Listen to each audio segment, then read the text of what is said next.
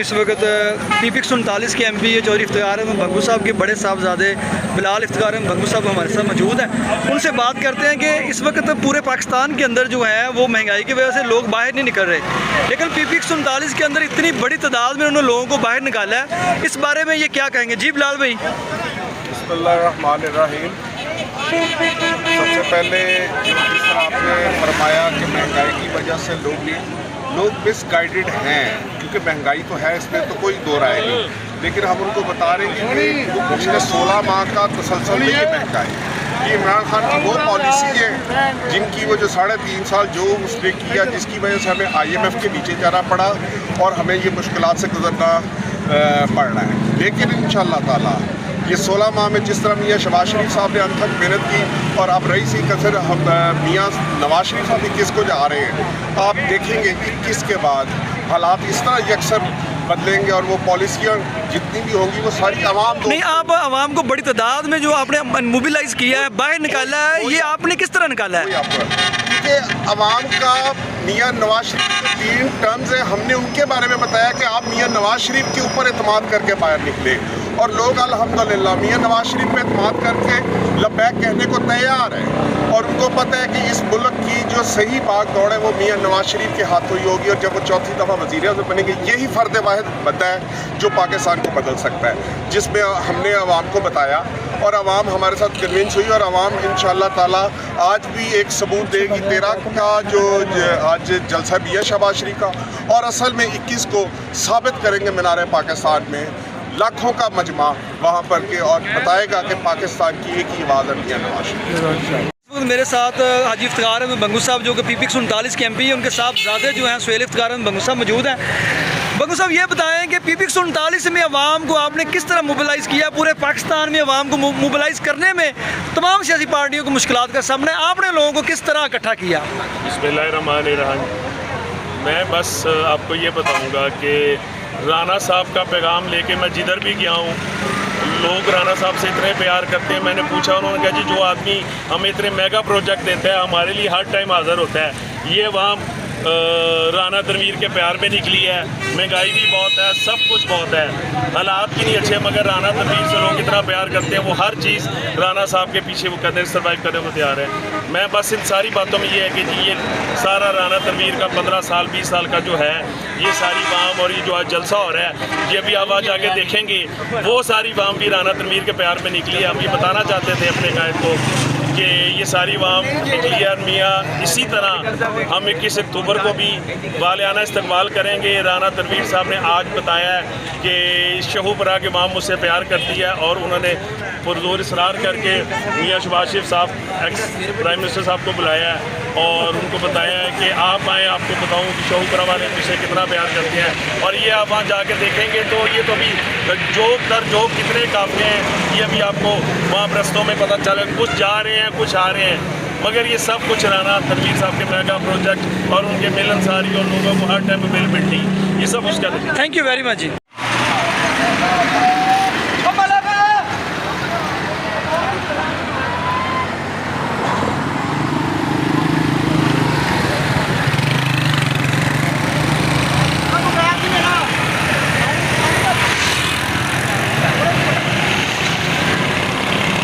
जी workers के लिए बोटियां भी डाली गई हैं कि नहीं डाली गई?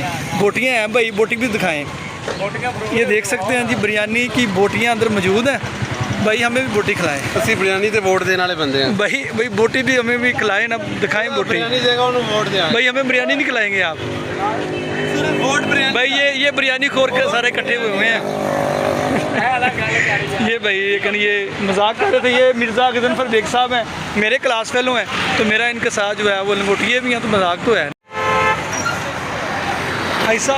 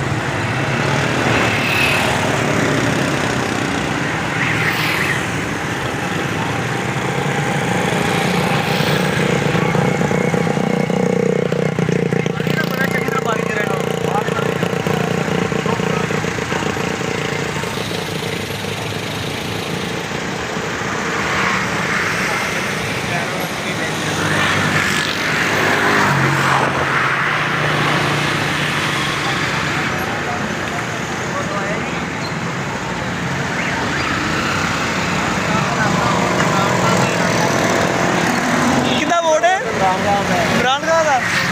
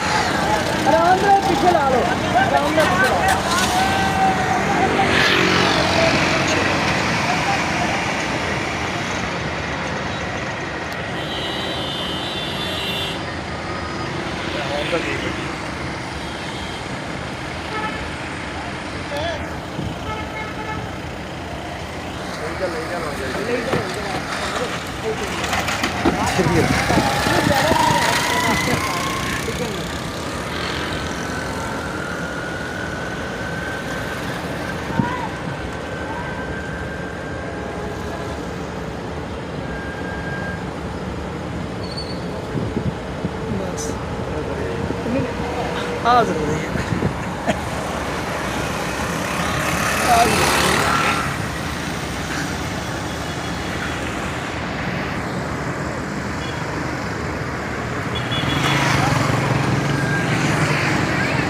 यहाँ पे मौजूद हैं और थोड़ी देर में जो है यहाँ से जो लोग हैं वो निकलेंगे और जलसा गाह की तरफ रवाना हो जाएंगे। आप देख सकते हैं यहाँ पर गाड़ियों की बड़ी तादाद जो है वो यहाँ पर आ चुकी है। और लोगों की तवाज़ा है, जो रवायती जो ट्रेड मार्क बिरयानी है मुस्लिम लीग नून, जिसकी वजह से बड़ी फेमस है, उससे की जा रही है। सारे जो दोस्त हैं बिरयानी खा रहे हैं, अकेले के लिए खा रहे हैं, ये देख सकते हैं आप। ठीक है ना बड़ी तादाद में ये जो लोग हैं यहाँ पर पानी भी पी रहे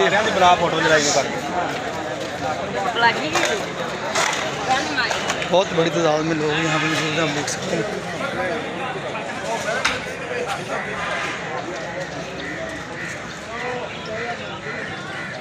लोग मुख्तलिफ ग्रुपों की सूरत में बैठे हुए हैं।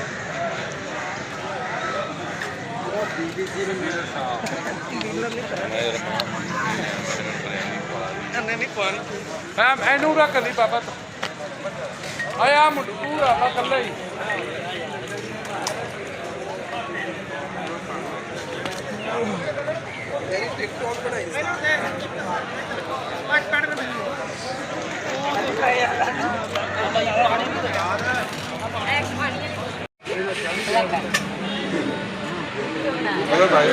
आ गए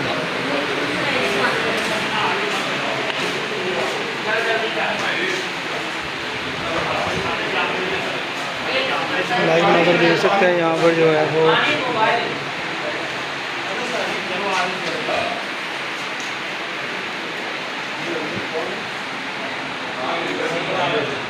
मारना फिर हमें सुकते जिंदाबाद मार नारा जोर के नारा मार फिर ਰਾਣਾ ਅਬਦ ਅਲੀ ਖਾਨ ਜ਼ਿੰਦਾਬਾਦ थोड़ा जिहा और जोर के ਰਾਣਾ ਅਬਦ ਅਲੀ ਖਾਨ ਜ਼ਿੰਦਾਬਾਦ गुड हो गया जोर तो तेरे निकलना नहीं पिया। वो आप देख सकते हैं बड़ी तादाद में यहाँ पे गाड़ियाँ मौजूद हैं।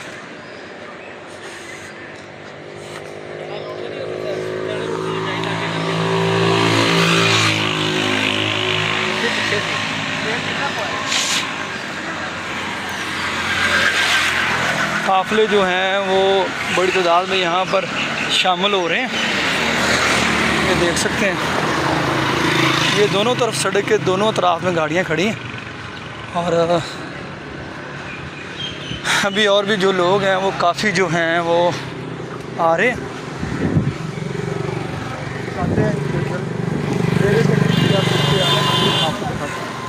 ये अभी तो बिरयानियाँ जा रही हैं, गाड़ियाँ दिखाया जा रहा है। और ये बिरयानी का ट्रेड मार्क बिरयानी भाईजान बिरयानी खाने वाले भी पहुँच चुके हैं यार। बहुत ज़्यादा बिरयानी मिली आपको, बहुत बिरयानी मिली है, ਬੜੀ ਮਜ਼ੇਦਾਰ ਬਿਰਿਆਨੀ ਨੂੰ ਲਿਖਦੀ ये दिखाएं तो सही इसमें कैसी